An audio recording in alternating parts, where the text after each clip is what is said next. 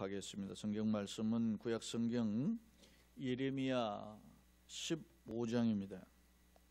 예레미야 15장 1절로 9절의 말씀인데요. 저와 여러분이 번갈아 한 절씩 교독하겠습니다. 여호와께서 내게 이르시되 모세와 사무엘이 내 앞에 섰다 할지라도 내 마음은 이 백성을 향할 수 없나니 그들을 내 앞에서 쫓아내보내라.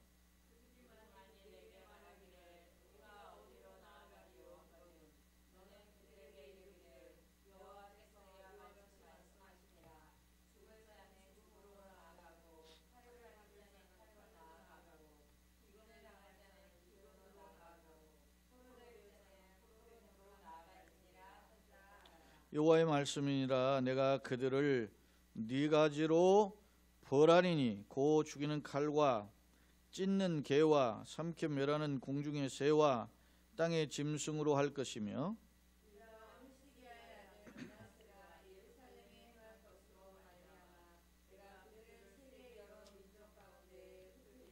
예루살렘아 너를 불쌍히 여길 자 누구며 너를 위해 울 자가 누구며 돌이켜 네 평안을 물을 자 누구냐?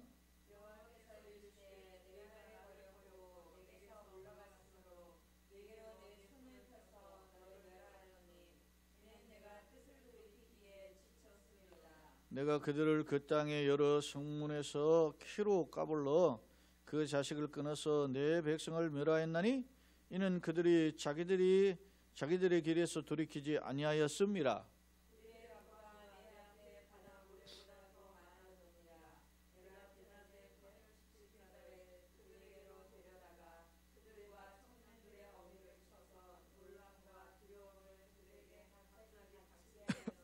같이 보십니다. 일곱을 낳은 여인에게는 쇠약하여 기절하게 하며 아직도 대낮에 그의 해가 떨어져서 그에게 수치와 근심을 당하게 하였느니라.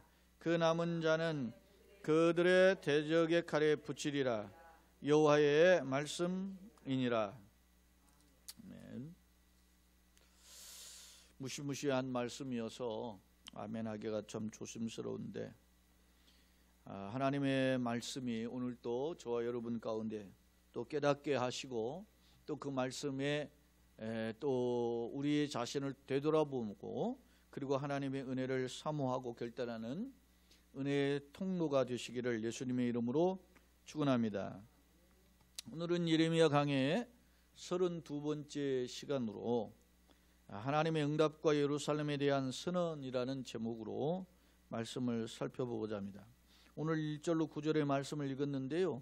단락은 크게 두 단락으로 구별할 수 있습니다. 먼저 4절까지 그리고 5절로 9절 이렇게 두 단락으로 나눌 수 있는데 1절로 4절은 하나님의 응답이에요. 무슨 응답이냐면 앞서 예레미야가 14장에서 세 번째 간구를 했거든요. 그 세 번째 간구에 대한 응답이에요. 그리고 5절로 9절은 하나님께서 예레미야를 통해서 선언하게 하시는 거예요. 뭘? 예루살렘에 대한, 예루살렘은 유다 민족을 대표하고 있잖아요. 예루살렘에 대한 선언이에요. 뭘 선언하실까 하나님은? 그 선언의 내용은 심판이죠.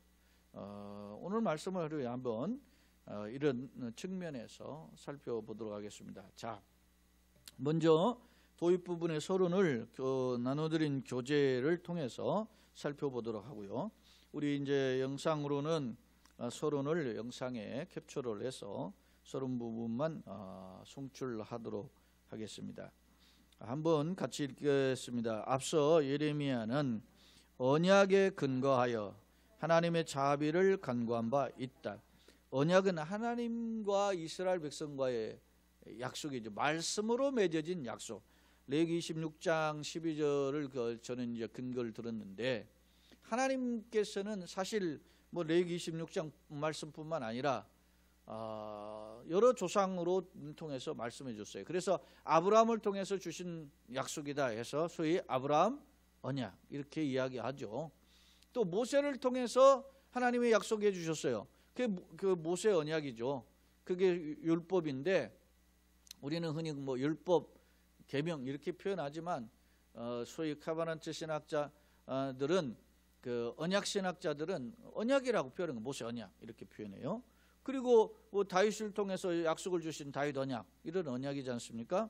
뭐 이사야를 통해서 주신 언약, 오늘 본문에 등장하는 예레미야 선지자를 통해서 주신 언약, 이 예레미야 선지자도 이사야나 예레미야를 통해서 주신 언약들은 뭐 새 언약이죠. 새 언약의 핵심은 물론 메시아죠. 구세주를 통해서 우리를 구원하시겠다 하시는 약속이 말 수 있습니다. 자, 이렇게 하나님은 조상들과를 통한 하나님의 언약들을 붙잡고 예레미야가 기도한 거예요. 하나님 이렇게 말씀하셨지 않습니까? 그러니 우리를 어떻게 해요? 불쌍히 여겨 주세요. 하나님의 자비를 구하는 거죠. 심판의 목전에 이르는 상황을 예레미야가 누구보다 잘 알리요. 그러나 이걸 아는 사람은 예레미야 외에는 없는 거예요. 그러니까 그 하나님이 돌이키지 않으시고 이제 심판을 내리실 것을 말씀하시니까 예레미야가 다급한 거예요. 그래서 하나님 앞에 간구했는데 그에 대한 그 간구 14장 19절로 22절에 대한 간구에 대한 하나님의 응답은 뭐냐? 오늘 15장에 보면 자, 두 번째 줄 본문은 이에 대한 하나님의 뭐요? 응답으로 비록 모세와 사무엘의 간구라도 준엄한 심판을 피할 수 없음과 설령 모세가 기도하고 사무엘이 기도한다도 내가 이 백성을 향한 준엄한 진노는 피할 수 없다. 왜 모세와 사무엘을 거론했을까요? 모세의 경우는 출애굽기에 보면 이스라엘 백성들이 모세가 40일 동안 시내산에 올라가 가지고 하나님과 교통하면서 거기서 십계명 받잖아요. 뭘 십계명만 받습니까? 40일 동안 하나님 주시는 여러 가지 그 하나님의 이스라엘 백성으로서 하나님을 향한 법칙들을 주셨죠. 40일이 돼도 안 내려오니까 이스라엘 백성들이 말이지, 야 모세는 우리를 애굽에서 말이지 강 건너 가지고 인도했던 모세는 도대체 어디 갔냐? 그렇게 해가지고 이제 이 백성들이 막 이제 옥신각신 난리가 났어요. 그래서 아론을 통해 가지고서는 말이지 우리의 인도하신 하나님 도대체 어딨냐 하니까 아론이 말이지 너 그러면 너가 가지고 있는 금가락지 다 빼라 해서 폐물 빼가지고 만드는 것이 금송아지 아닙니까? 금송아지살을 이제 만들었단 말이니까 하나님이 야 모세야 내려가 봐라. 이 백성들이 이게 지금 난리 났다. 와 보니까 어떻게 됐어요? 금송아지 사건이 벌어지지 않습니까? 그때 하나님 진노해서 이 백성 쓸어버리시겠다 하지 않습니까? 예? 그러니까 모세가 말이지 차라리 말이지 나를 지우시고 이 백성은 살려달라고 기도하지 않습니까? 그 모세의 간절한 기도가 그래서 그 당시 하나님의 준엄한 심판을 받을 수밖에 없었던 이스라엘을 건져내는 통로가 되었던 거예요. 또 한 번 있었어요. 물론 이스라엘 백성이 불평 원망하는 것이 막 40여 년 동안 한두 번입니까? 그런데 시내산에서 이제 머물렀다가 이제 가데스 바네아로 가가지고 거기서 12명의 정탐꾼을 파송하잖아요. 파송하니까 12명이 40일을 탐지하고 돌아와서 보고를 하는데 여호수아 갈렙 2명을 제외하고 10명이 말이지 악평을 하죠. 사실은 뭐 사실적인 보고인데 그걸 듣고 보니까 겁이 벌컥 나니까 하나님이 매장제가 없어가지고 우리 저기 말이지 가나안 땅에서 죽게 만든다 이렇게 해서 불평하고 원망하다가 하나님이 이 백성들을 말이지 심판해 버리시겠다 하니까 모세가 또 기도하잖아요. 하나님 그렇게 하시면은 다른 사람들이 뭐라고 할 것이겠습니까? 하나님이 말이죠 가나안 땅으로 들이실 능력도 없이 출애굽 시켰다고. 그냥 하나님의 영광을 위해서 이 백성 살려달라고 막 기도하는 거죠. 그때 모세의 기도를 들으시고 응답하세요. 사무엘의 경우는 어떻습니까? 사무엘 보니까 제가 7장 9절 근거를 들었는데 교재에도 적어놨는데 미스바의 총회를 모실 때 이스라엘 백성들이 말이지 금식하고 기도하잖아요. 그때 하나님 앞에 사무엘이 엎드려 기도할 때 하나님이 사무엘을 통해서 응답해 주시는 역사가 있어요. 이처럼 우리가 잘 알지만 모세나 사무엘은 백성을 놓고 민족을 놓고 지도자로서 엎드려 간구했던 그런 믿음의 인물들이죠.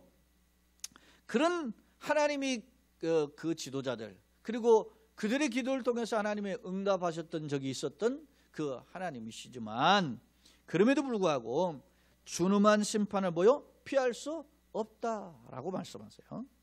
그리고 이제 그 대표적으로 이제 북왕국이 망했고 하나밖에 이제 남은 남쪽의 남왕국 대표가 예루살렘 아닙니까? 세 번째 줄에 예루살렘의 절망적인 미래에 대해서 말씀하고 계신다 그랬어요.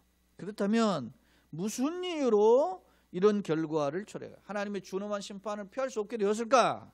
그 내용 한번 살펴보자는 것이죠. 자, 그러면 이제 성경으로 와서 성경 말씀 한 절씩 한번 살펴보도록 하겠습니다. 자, 15장 1절에 여호와께서 내게 이르시되 모세와 사무엘이 네 앞에 섰다 할지라도 내 마음은 이 백성을 향할 수 없다 그랬습니다. 에스겔 그에 보면 거기에는 노아와 욥과 다니엘이 나오죠. 거기에 있더라도 말이지 이 백성을 내가 심판을 피할 수 없을 것이다. 하나님이 선지자 에스겔을 통해서 말씀하시는 장면이 나오죠. 그게 에스겔 14장 보니까 16절이네요. 가령 14절로 16절이에요. 비록 노아, 다니엘, 욥 이 세 사람이 거기 있을지라도 그들은 자기의 공로로 자기 생명만 건지리라 그랬어요. 그러면서 비록 이 세 사람이 거기 있을지라도 나의 삶을 두고 맹세하느니 그들도 자녀는 건지지 못하고 자기만 건지겠고 그 땅은 황폐하리라. 그 얼마나 무시무시한 말씀입니까? 그러니까 이게 하나님이 정말 화가 단단히 나신 것을 보여주는 거죠. 준엄한 진노의 모습이에요. 그러면서 내 마음은 이 백성을 향할 수 없나니 그들을 내 앞에서 쫓아내보내라 그랬어요. 앞서 제가 몇 번 거론을 했어요. 예레미야를 지금 15장까지 오는 중에 예레미야 5장 1절에 너는 예루살렘 성을 왕래해보라, 속히 왕래해보라 그랬어요. 이 성에서 의인 한 명을 찾으면 내가 이 성을 면하겠다 그랬어요. 그러니까 당대에 모두 다 폐역해서 하나님을 떠나 있었음을 알 수 있습니다. 자, 2절 그들이 만일 네게 말하기를 우리가 어디로 나아가리요 하거든 너는 그들에게 이르기를 여호와께서 이와 같이 말씀하시니라. 죽을 자는 죽음으로 나가. 우리가 어디로 갈까? 그러니까 죽을 자는 죽으라. 이 말은 사망으로 당연히 가는 거예요. 이게 죽을 자는 죽음으로 가라는 이 표현은 결국 뭡니까? 하나님의 준엄한 심판을 피할 수 없음을 보여줘요. 또 보세요. 칼을 받을 자는 칼로 나가고 전쟁이죠. 전쟁은 피할 수 없어요. 그 다음 기근당할 자는 기근을, 이거는 굶주림이죠. 그리고 포로될 자는 포로됨, 노예가 되는 거죠. 전쟁의 포로가 되어서 나가게 될 것이다. 이게 지금 4번 반복한 겁니다. 똑같은 내용을 4번 반복. 그러니까 이 하나님의 준엄한 이 심판을 피할 수 없다. 그러면서 이야기해요. 여호와의 말씀이나 3절에 내가 그들을 4가지로 벌하리니 곧 죽이는 칼. 이게 전쟁의 칼이죠. 죽이는 칼은 전쟁이에요. 그리고 전쟁의 칼이면 찢는 개. 찢는 개는 뭡니까? 전쟁의 칼은 이해가 되는데 찢는 개는 뭐냐? 이것은 칼로 인해서 죽임을 당한 자들이 시체들이 막 널려져 있을 거 아닙니까? 들판에 막 성읍이든 어디든 널려져 있잖아요. 그러면 개들이 그 시체를 막 찢어버린다는 거예요. 비참한 모습이에요. 그 다음에 이제 3번째는 삼켜멸하는 공중의 새. 이것도 마찬가지죠. 공중의 새는 시체를 먹어치우는 새들을 가리켜 독수리라든지 이런 걸 이야기하고. 그 다음에 이제 땅의 짐승들. 이제 공중의 새가 먹다 남은 것을 또 땅의 짐승들이 먹어버리는. 이야, 매장지가 없는 것도 문제지만 시체, 짐승의 밥이 되는 그 시체 비참한 것이죠. 요즘 지난 주일에도 그런 언급이 했었지만 뉴욕에서는 이 코로나19로 말이지 시신들이 쏟아져 가지고 말이지 장례를 치르지 못하니까 말이지 어디 막 트럭에다 실어 가지고서는 수채 수십 구가 쏟아졌다잖아요. 60구나 된다고 언론 보도에. 어느 또 기사에 보니까 뉴욕의 한 그 요양원에서는 한 곳에서만 98명, 98명이 돌아가셨어요. 코로나19. 야, 이게 뭐 그러니까 제가 이게 참 정말 이게 어떻게 해야 되는지 여러분 생각해 보십시오. 이게 우리 같은 경우는 우리도 요양원에서 뭐 이렇게 감염돼 가지고 환자들 일어나고 또 연로하신 분들이 막 사망에 이르는 경우도 있는데, 그래 가지고 지금 요양원들 지금 면회가 지금 중단돼 있지 않습니까? 요양원 요양병원 중단돼 있는. 나는 이것도 걱정이라고 그래. 제가 긴 글을 써 가지고 우리 친구 목사들이 있는 카톡방에다 이걸 올리기도 했었는데, 예전에 작년에 저희 어머님 돌아가셨는데 한 넉 달 그 요양원에 계셨었는데 작년 7월 중순경에 요양원 측에서 연락이 왔어요. 여름에 말이지 면회 오신 가족들이 음식을 이렇게 주셔가지고 이게 잡수시고 탈이 나가지고 찬 것 드셔 탈이 나가지고 그러면 설사하시는 분들이 많다는 거예요. 그래서 이제 한여름 이게 너무 더우니까 이때는 면회를 좀 중단시키겠습니다. 한 보름간만 자제분들이 자제해 주세요. 연락이 왔어요. 그래서 저는 일주일에 한 번씩 갔고 우리 형님 같은 경우는 일주일에 2번, 3번 가셨는데 상의를 했어요. 형님 이렇게 연락이 왔는데 어떻게 하면 좋습니까? 우리 그렇다고 우리만 면회 갈 수 없고 눈치도 보이고 그러는데 한번 절제합시다. 그래가지고 2주 지나고 면회를 갔더니 우리 어머님 태도가 달라지셨어요. 아들들이 버렸다 생각하는데 우리 생각에 아들들이 뭐 이틀 걸러 3일 걸러 큰아들은 오고 막내 아들은 그래도 멀리 떨어져 있다 하더라도 일주일에 한 번씩 왔는데 안 왔다는 거 이게. 그러니까 물론 요양원 측에서도 뭐 귀가 잘 못 들으시니까 말씀을 했겠지. 크게 이게 뭐 지금 식중독이 심해서 면회를 했으니까 아드님 못 오실 거예요 뭐 이렇게 이야기를 했을 텐데 또 이 양반들이 뭐 그 한국에 듣고 한국을 울르는 거죠. 제가 그런 생각을 해서 언뜻 보면 작년 그리고 나서 이제 한 보름 있다가 더 좀 알아보시고 그러시다가 한 보름 있다 돌아가셨어요. 그러니까 내가 자식된 입장에서 얼마나 마음이 걸립니까?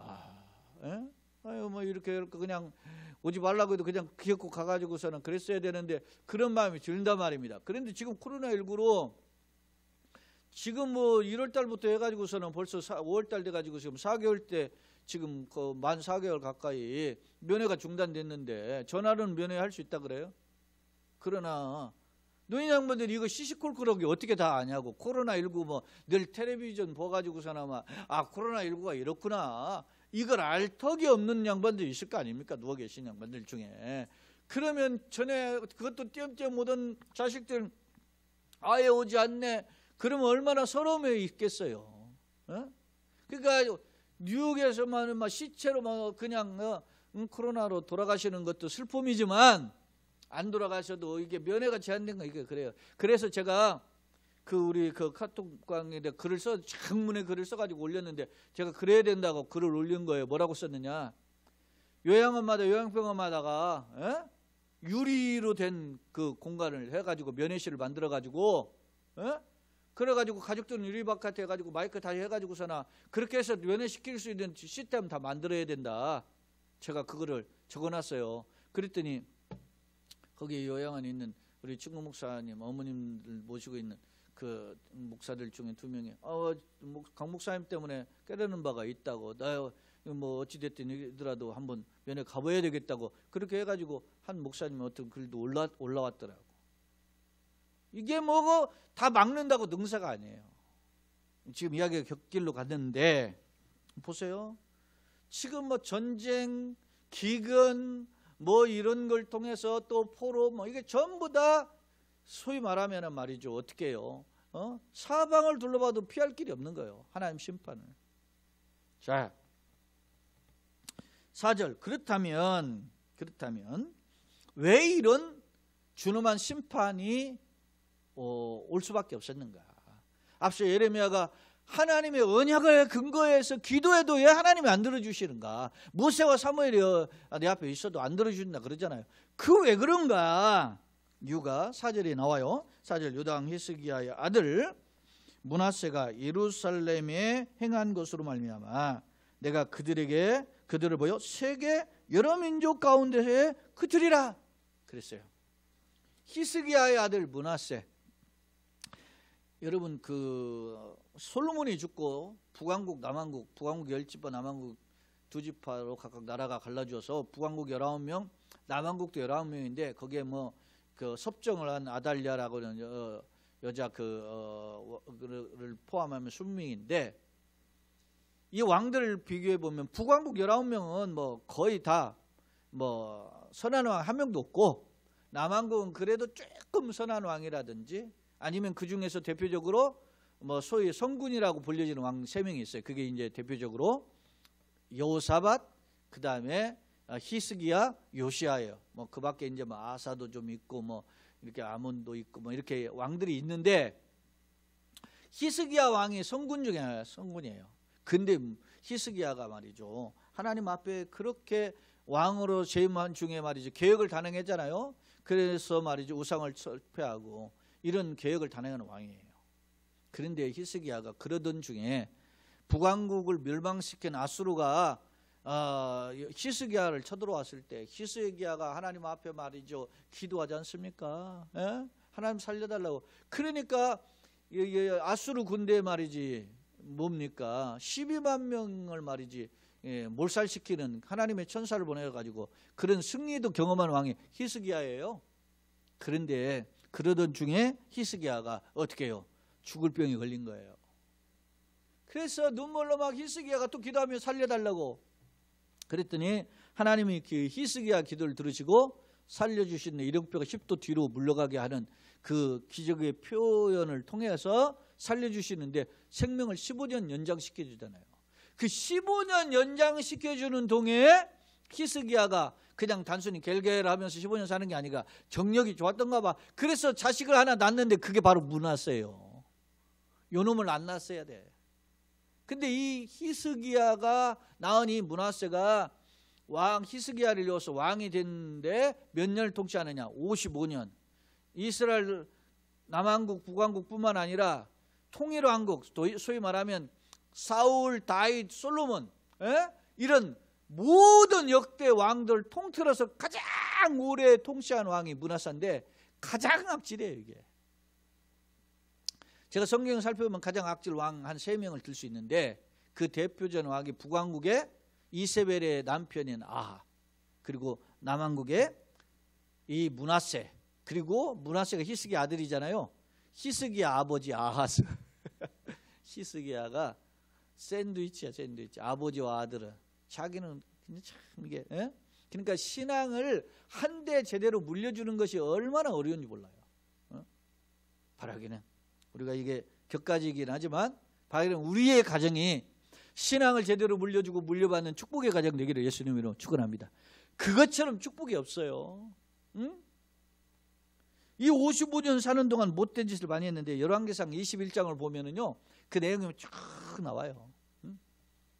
그 내용을 보면은 이 므낫세가 못된 짓을 많이 한, 그게 어느 정도 많이 한 정도가 아니에요. 심지어는 인신제사, 소위 말하면 자녀를 말이지 몰래게 산당에 불사른 곳에 던져버린 거예요. 그런 제사를까지 했어요. 가장 하지 말아야 될 우상 숭배의 대표예요. 그것까지 했어요. 그런 사람이 바로 므낫세다. 그 므낫세 뒤이어서 그 아들 아몬이 왕이 됐는데, 아몬 짧은 기간 왕을 통치하다가 아몬의 아들 요시야가 왕이 됐어요. 요시야가 소위 8살에 왕이 돼가지고 서너하고에 죽는데 31년 통치했지만 말이 그렇지 8살짜리가 뭘 알겠어요. 그래서 16세 16살에 비로소 하나님 알고 25세부터 계획을 단행하다가 39세에 이제 소위 말하면 무기토 전투에서 바로누고와 전투와 싸우다가 죽게 되는데, 그 소위 말하면 이 요시야가 막 므낫세 때 각종 우상 산당 이런 것들을 막 싹 없애버렸어요. 요시야가. 그래가지고 종교개혁을 다 해가고 막 계획을 해도 왕만 할 뿐이지, 왕이 하면 조금 따라서 흉내만 낼 뿐이지 백성들 변화가 안 돼. 왜? 므낫세 때 이 저지른 악이 얼마나 심한지. 이게 그래요. 선을 행하는 것은 참 어렵고 악에 빠지는 건 쉬워요. 여러분 탑을 쌓기는 어려도 무너뜨리는 건 쉽지 않습니까? 바로 그런 모습을 보여줘요. 자, 이렇게 하나님이 이런 응답을 하시는 거 1절로 4절은 네 모세와 사무엘이 기도해도 내가 들었지 않겠다. 그래서 칼로 멸망할 것이다. 이렇게 준엄한 심판을 이야기하잖아요. 그 원인은 바로 뭐냐면 므낫세를 통해서 패역한 길을 가자. 므낫세 왕만 그런 것이 아니라 온 백성이 다 그런 거죠. 그런 것이다. 자, 그러면서 하나님이 이제 이 대표적 유다의 대표적인 성읍 예루살렘이잖아요. 예루살렘을 향해서 선언을 하게끔 하시는 거예요. 자, 5절 예루살렘아 너를 불쌍히 여길 자 누구며 너를 위해 울 자가 누구며 돌이켜 네 평안을 물을 자 누구냐 누구며 누구냐 이렇게 세 번 묻잖아요. 세 번 질문인데 이게 반문인 거죠. 울 자가 없고 불쌍히 여길 자도 없고 평안을 줄 자도 없다는 거예요. 근데 거짓 선지자라는 어떻게 이야기해요? 평안하다 안전하다 그렇게 이야기를 해요. 안타까운 거죠.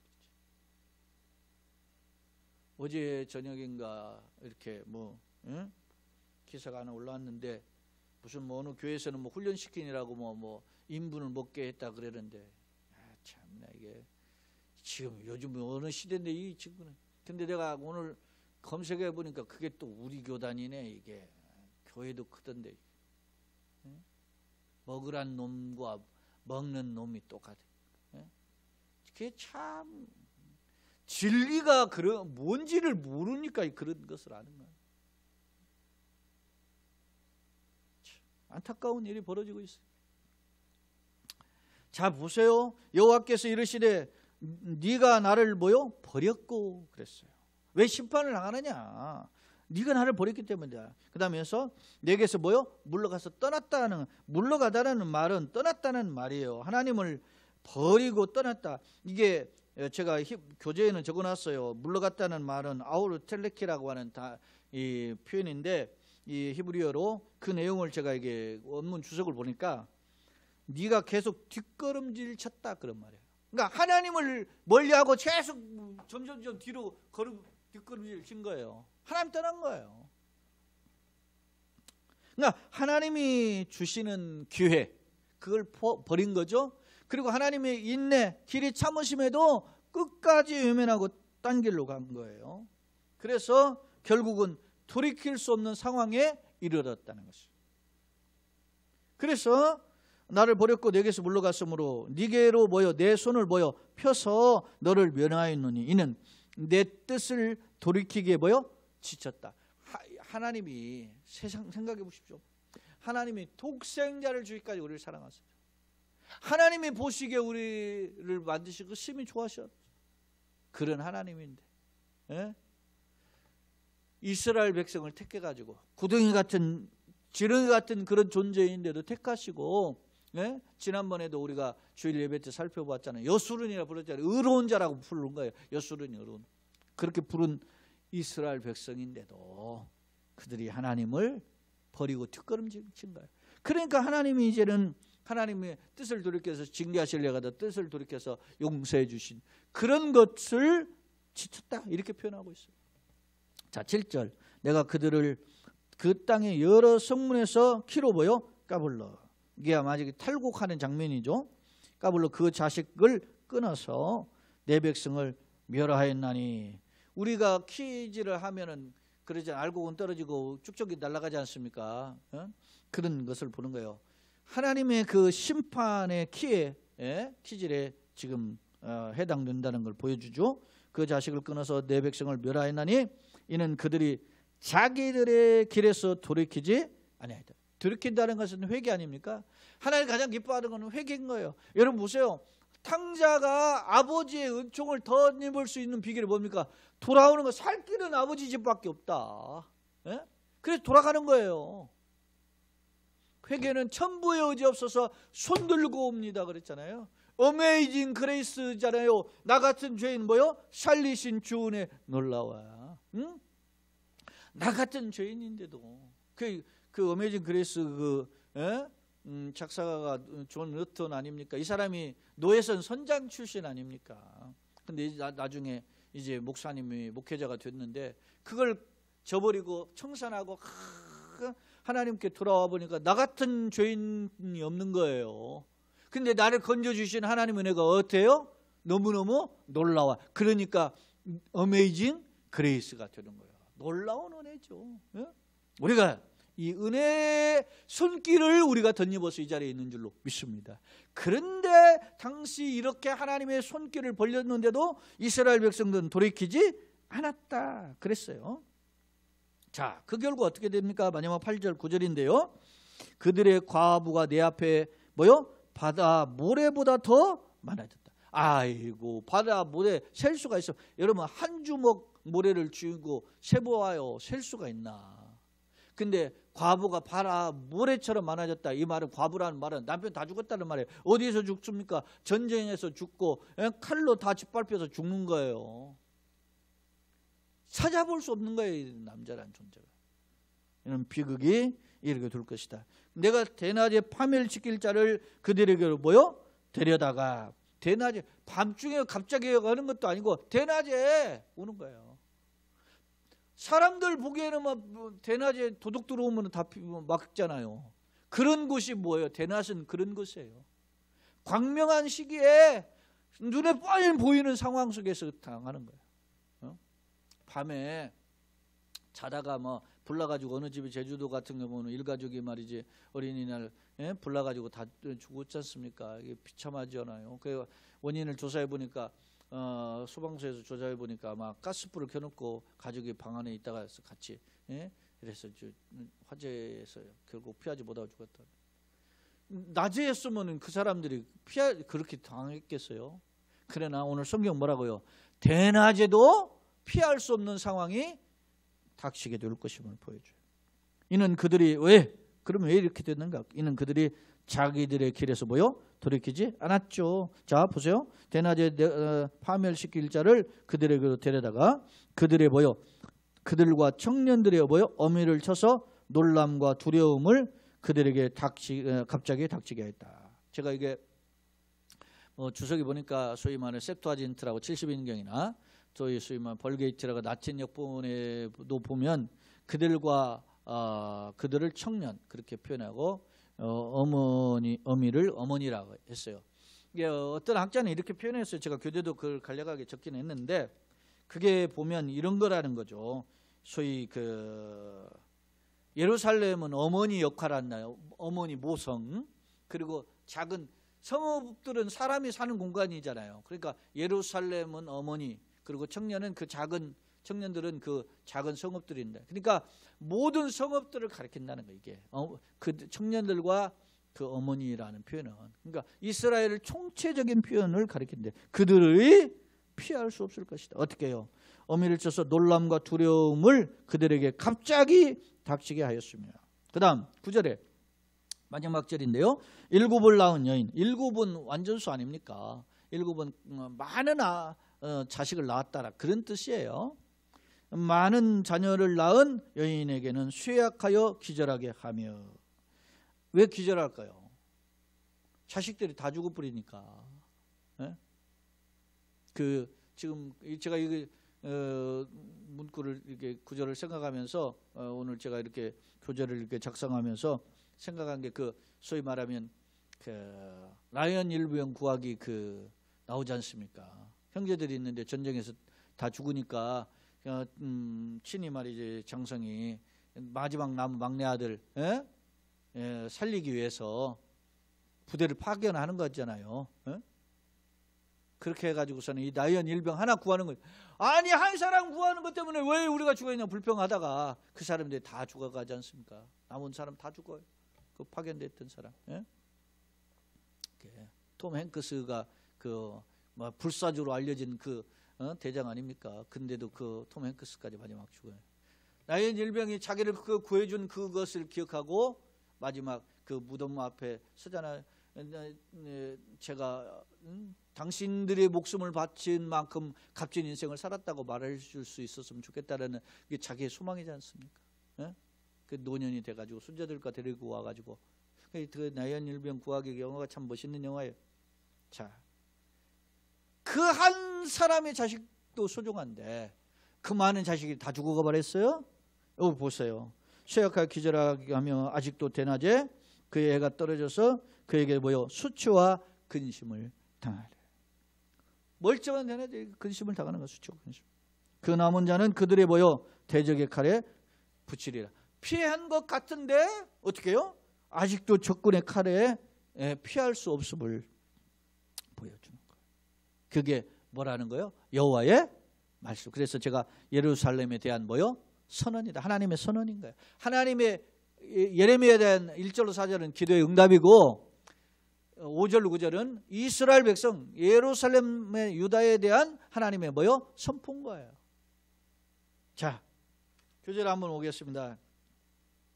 교절에 오면 중간에 본론 제가 이 말씀을 정리한 요약한 부분이 있어요. 존엄한 심판과 참상 그리고 원인인데요. 자, 존엄한 심판이 불가피성, 피할 수 없다는 거예요. 설령 모세와 사무엘이 간절히 기도해 하나님 뭐요? 듣지 않는다. 심판을 피할 수가 없는 상황이 왔음을 보여줘요. 두 번째로, 그러면 심판의 원인이 뭐냐? 왜 이렇게 하나님이 그렇게 사랑하시는 이스라엘 민족을 심판하실 수밖에 없느냐? 므낫세의 뭐요? 패역함 때문이다. 이렇게 4절에는 기록하고 있는데 사실 그 구체적인 뭐요? 온 나라가 하나님 뭐요? 떠난 거예요. 뒷걸음질 쳤잖아요. 아까 보니까 하나님 떠났기 때문에. 그 대표를 누구로 거론한 거예요? 당시 지도자, 대표적인 패역의 지도자였던 누구? 므낫세를 거론한 거죠. 심판의 참상, 그럼 뭐요? 비참한 모습 뭐냐? 네 가지로 보잖아요.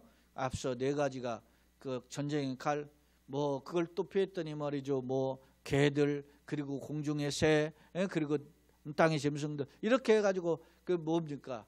겹겹이 하나님이 심판을 피할 수 없도록 만들어 놓으셨다. 교훈입니다. 작은 채찍은 멸망 이전에 주시는 하나님은 하나님의 기회임을 깨닫고, 그래서 하나님은 아니고 하나님의예요. 하나님의 기회임을 깨닫고, 우리가 작은 채찍은 뭐예요? 우리가 살다 보면 이 코로나19 같은 게 뭐예요? 작은 채찍이에요. 어떻게 보면 이런 상황 속에서 우리가 더 어떻게 해요? 겸손을 배우고 하나님 경외를 배워야 돼요. 나는 코로나19를 통해서 교회가 어려움에 처했잖아요.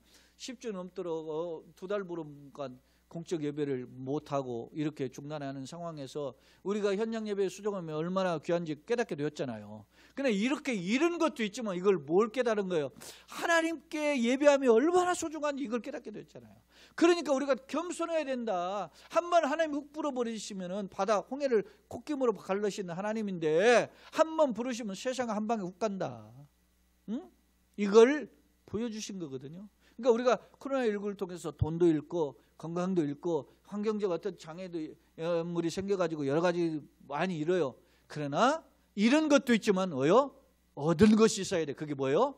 하나님의 관계가 회복이 돼야 돼요. 하나님과의 관계가 다시 한번 친밀히 회복되게 하여 주옵소서. 그렇다면 우리가 이게 뭐예요? 오히려 축복이 되는 거죠. 이걸 누가 알아요? 불신자들이나 돈 걱정 보이는 것만 추구하는 사람들이 코로나19가 축복이라고 감히 어떻게 그런 말을 해요? 못하지. 그러나 우리가 믿음으로 볼 때는 이게 시험 당할 때 피하기를 위해서 능히 감당케 하시는 합력의 선을 이루사 하나님의 능력을 덧입는 통로다 바라보게 되는 거예요. 결론입니다. 과거 이스라엘 백성이 금송아지 우상에 빠짐과 가데스 바네에서 원망했을 때 하나님이 진노하셨죠. 진노하셨던 하나님은 모세가 탄원하자 돌이켜셔서 심판을 면해 주셨단 말이에요. 그런데 본문에서는 이런 중보자의 강구에도 모세와 설령 사무엘이 있다 할지라도 심판이 불가피할 것임을 강조합니다. 특히 네 가지, 칼 찢는 개, 삼키는 새, 멸하는 짐승으로 징계할 것임을 말씀하셨어요. 그러니까 뭐 소위 말하면 반복 정도가 아니라 4번 반복한 거죠. 그렇게 심판의 불가피성을 강조하겠습니다. 그렇다면 무엇이 이토록 하나님을 진노하게 하셨을까? 그것은 바로 뭐요? 므낫세로 대표되는 이스라엘 백성이 뭐요? 총체적인 타락이에요. 총체적인 부패죠. 하나님을 떠납니다. 나의 모습은 어떤가? 껍질만 있지는 않는가? 이스라엘 백성이요, 우리도 뭐 예루살렘에 가가지고서나 뭐 제사했다 그래요. 우리 뭐 예배당 찾아와서 교회 들어와서 헌금도 하고 예배 드렸다 이렇게 할 수 있어요. 그것만이 전부가 아니다. 나의 모습은 어떤가 돌아와야 돼. 비록 유다와 같은 모습은 아니라도 우리가 유다처럼 부패하고 냄새나고 하나님 떠나서 하나님의 진노를 유발하는 상황까지는 안 갔다 할지라도 우리의 연약함 냄새남을 돌아보고 회개하며 주님 앞에 엎드려야 돼. 그리고 하나님 불쌍히 여겨 주옵소서. 긍휼을 소망함으로 긍휼의 은혜를 덧입어서 이 코로나19도 해결될 뿐 아니라 우리의 신앙도 회복되고 가정도 회복되고 우리의 일터도 회복되고 건강도 회복되고 하나님의 은혜를 다시 한번 회복하는 우리 한국 교회, 특히 우리 넓은들 교회와 속한 가정들, 또 이 자리에 올라오는 성도들과 각 가정 영상으로 예배하는 모든 성도들 되시기를 예수님의 이름으로 축원합니다. 참 좋으신 하나님, 우리 아버지 은혜와 사랑 감사합니다. 하나님, 말씀의 거울 앞에 우리 자신을 비추며 돌아보게 하시니 감사합니다. 하나님, 이스라엘 백성이 그렇게 하나님의 돌아오라 회개의 기회를 주셨음에도 불구하고 우상에 빠지고 폐역에 빠지고 죄악에 빠지고 세상에 빠졌던 그 모습을 돌아보면서 나의 모습은 어떤지 다시금 되돌아보게 하시니 감사합니다. 하나님 아버지, 우리가 므낫세를 비판하고 책망하고 그의 그 무모한 짓, 하나님을 떠난 짓을 비판할 때 우리 자신을 먼저 돌아볼 수 있는 지혜를 얻게 하시고 하나님께서 주신 기회 잘 간직해서 우리 자신이 하나님의 은혜를 회복하는 기회로 삼는 귀한 믿음의 사람들 되게 하여 주옵소서. 그런 교회요 가정이요 성도 되게 하여 주옵소서. 이 자리에 올라온 자들 뿐만 아니라 하나님 아버지 영상으로 예배하는 모든 성도들 되게 하여 주옵소서. 불쌍히 여겨주시기를 소원하며 특별히 이러한 은혜가 한국 교회와 이 땅의 그리스도인들로 나타나게 하여 주옵소서. 감사하신 예수님의 이름으로 축복하며 기도합나이다. 아멘.